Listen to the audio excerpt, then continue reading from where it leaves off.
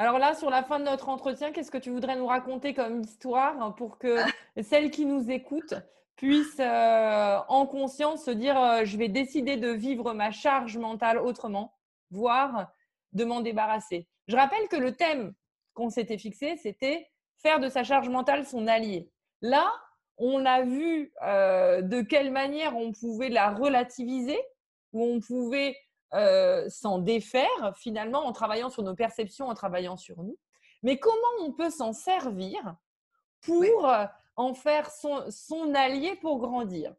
oui. Alors je vais revenir vers toi, vers ton positionnement, si tu veux. Le corps nous parle. Là, je dis quelque chose d'évident dans le domaine des guillemets. Euh, le corps nous parle. Et le corps, il commence par nous envoyer des petits signaux parce qu'il est gentil. Et puis, comme on est vraiment dans notre truc, hein, oh, c'est dur, la vie est dure, je dois me dépasser, je dois y aller, je dois le faire. On ne va pas écouter les petits signes que fait le corps. Et puis, le corps nous envoie des symptômes, etc. Et, euh, et puis, on va à l'accident.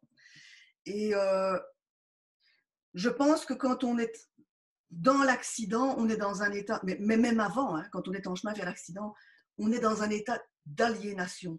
L'aliénation, basiquement, c'est être quelqu'un d'autre que soi-même et agir de manière telle qu'on se fait du tort. On se fait du tort, on se nuit. Mmh. Et donc, en fait, la charge mentale, il y a lieu de la conscientiser. Même ma vie est pourrie, quoi. Je me pourris la vie. D'abord, il faut arrêter de faire la victime. J'arrête de rendre les autres responsables de mon malheur. Mmh. Parce que quand je parle des réglages par défaut, j'endosse ce rôle. Donc, conscientiser, se rendre compte que. Mmh. Et c'est la douleur qui va nous faire nous rendre compte. Mmh. C'est en ça que la charge mentale peut être une alliée. Et elle va nous faire nous rendre compte de ça et nous allons choisir, nous allons faire le choix de l'amour. Donc j'ai choisi ce mec et je l'ai aimé à un point tel que j'ai voulu des enfants avec lui. Allez les amis, on se rassemble. Et donc c'est restaurer le dialogue. Restaurer le dialogue. Quand on est dans une posture de victime, c'est parce qu'on ne dialogue pas. On pourrait me dire, ah mais si, non, si, on parle. Mais oui, on parle sur le mode chacal. Mmh. Voilà. Donc on fait un rassemblement de girafes. Voilà. Et voilà. Elle est jolie cette image, tu vois? J'aime bien moi. Les chacals, les girafes, moi pour moi, c'est très, très parlant. Tu vois. Ça, Et c'est très donc, chouette.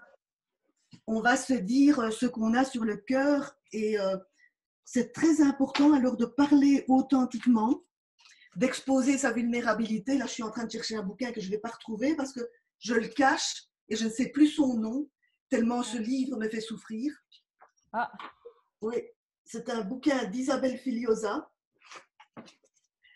Écoute, il y a dans ce livre, dans le titre du livre, il y a Je t'aime. On va le retrouver, je donnerai le titre tout à l'heure. d'accord. Il y a Je t'aime, et c'est un bouquin où Isabelle, donc son credo c'est la parentalité évidemment, hein, où elle évoque des cas d'enfants adultes, que tu restes l'enfant de tes parents, il y a la filiation qui est là Mmh. quand même, hein, qui traînent une douleur qui date de leur enfance et ils n'ont pas parlé, ils ne sont pas parvenus à parler. Et donc, avec Isabelle, on parvient à ramener le parent. Et donc, ils sont là, Mmh. le parent et l'enfant à l'âge adulte, devant Isabelle. Et, euh, et l'enfant exprime sa douleur et par la médiation d'Isabelle. Donc, Isabelle se positionne en conseillère familiale, quoi. Et, euh, et le parent est tellement triste et tellement soulagé à la fois et désire tellement réparer.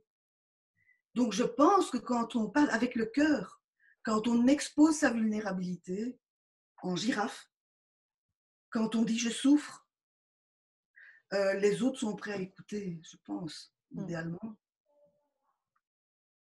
Donc pour répondre, à cette idée de faire de la charge mentale son allié, c'est l'entendre comme un signe, comme un symptôme pour rétablir la communication Et dans et l'amour dans notre vie quotidienne oui, avec celui qu'on a choisi, notamment pour partager notre vie. Et oui, cette communication, elle doit se faire en jeu, en oui, toute vulnérabilité, en toute honnêteté, comme tu dis, en mode girafe, quoi. en mode Quand girafe. je souffre, etc. Oui, bah alors idéalement, tu vas les autres peuvent réagir avec leurs blessures, hein, et ne pas vouloir entrer dans le jeu. Mhm. Heu et donc moi, je préconise de vraiment demander de l'aide, à quelqu'un comme toi, Guillemette, ou bien si on n'est pas proche de toi, ou si tu ne consultes pas par Skype, mais si tu consultes Si, par je Skype, consulte en oui. ligne. Sinon, les conseillères conjugales et familiales ont beaucoup de ressources, Mm. spécifiquement. Mm. Entendre sa charge mentale trop pleine comme un signe que la coupe est pleine et qu'il faut modifier les choses. Oui,